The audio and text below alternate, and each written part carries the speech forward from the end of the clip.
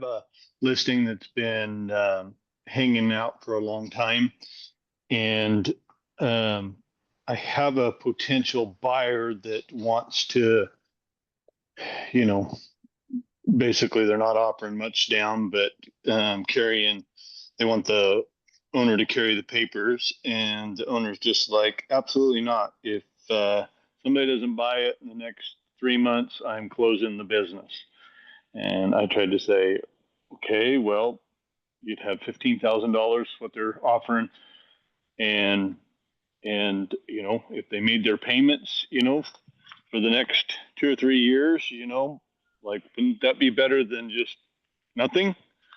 But he's just like, nope, I don't want my name attached to anybody else's operations. This is in Oregon, and so and I know their laws are a little different than Idaho, but has anybody had that situation, and how do you turn an old guy's mindset to something different?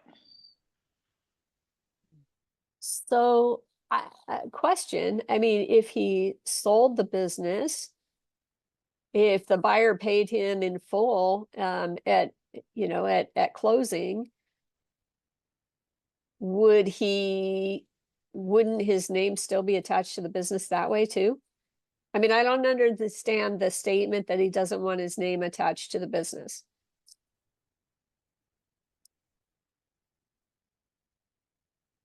Well, I think in his mind, it is that whatever they do, good, bad, or otherwise, that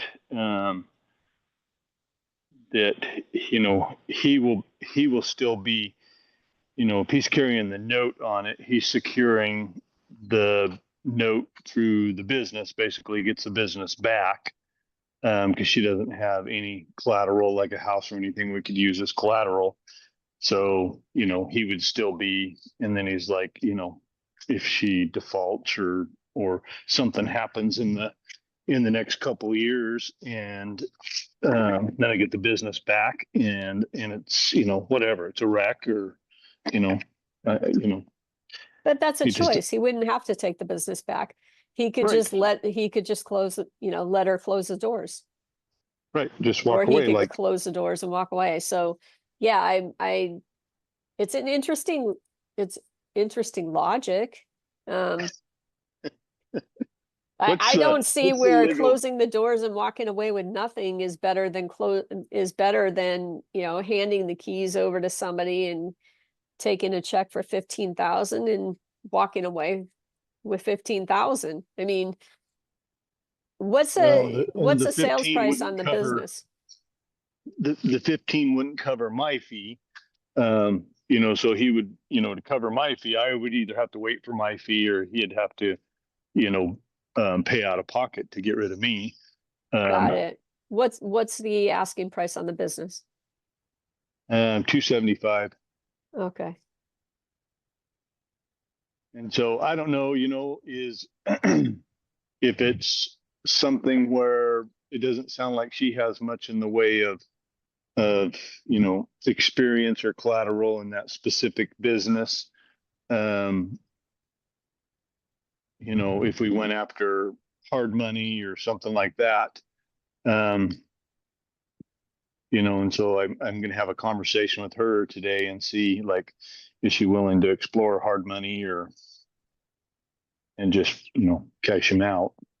But if she doesn't have collateral, she's not going to be able to get hard money. I mean, I would talk to the seller and say, look, you know, we have it listed at 275 and we have a buyer right now, but the buyer really can't afford it.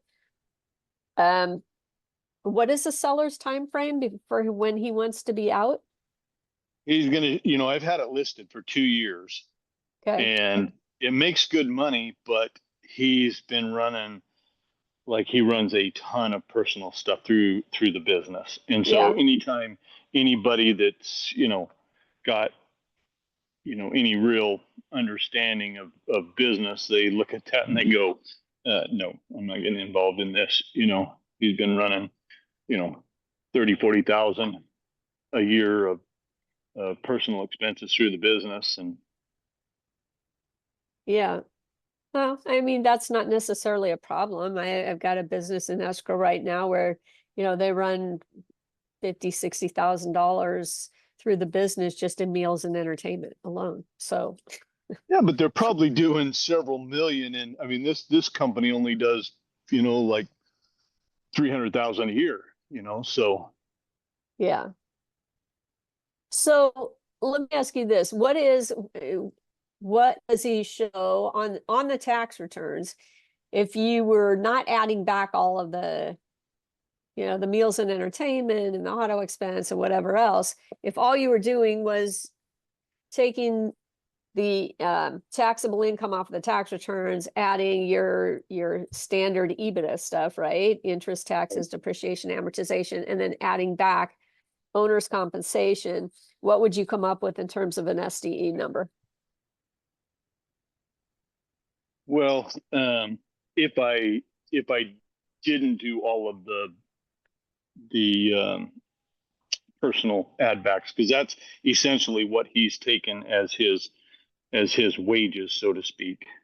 Okay, so there is no officer's compensation per se. There is, but it's, like his sister takes some. It basically is about 100 grand. What it boils down to with everything, and then if I took the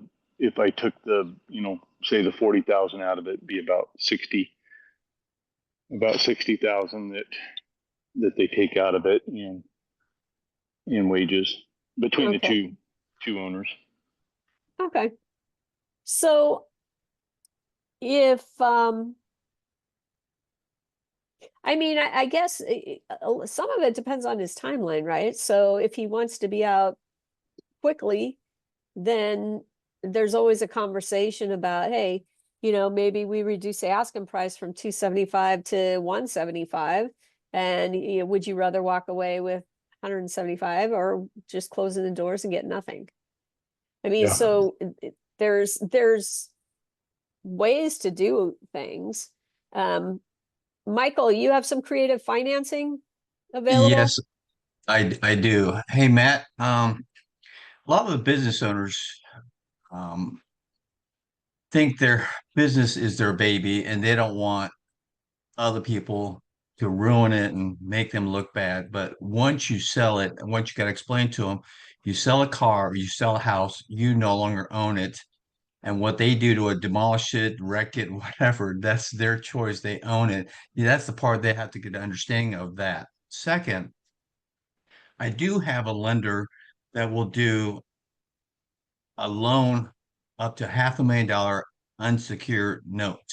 If that lady has minimum, I think 650 credit score, she can get a loan for that 275, and you both will be happy and your seller will be happy, and we'll make that happen. But the key, I think, you have to make your seller understand is even if he takes a note back, it's not the business, it's the person who's going to it is connected to, not the business. Business is sold, it's done. He no longer has no control of it, other than if the business fails because he's not making his payments, so forth.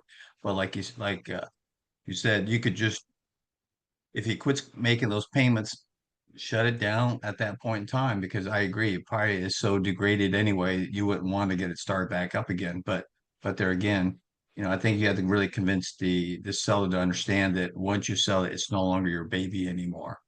That's the hardest part. I sold my wife's company, and she wanted to massage it afterwards. I said, no, you don't longer own it. You can't give your opinion. You can't tell them to do this. You can't tell them to do that. You no longer own it. You can't touch it. You can't say anything about it anymore. It's no longer your baby. And after I sold her company, the company mismanaged it in 2 years. They shut it down because poor management of that aspect. My wife was depressed about it, but it's just the way it happens.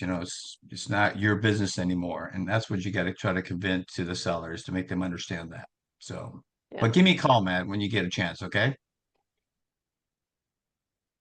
All right. Sounds good. Thank you, Michael. I have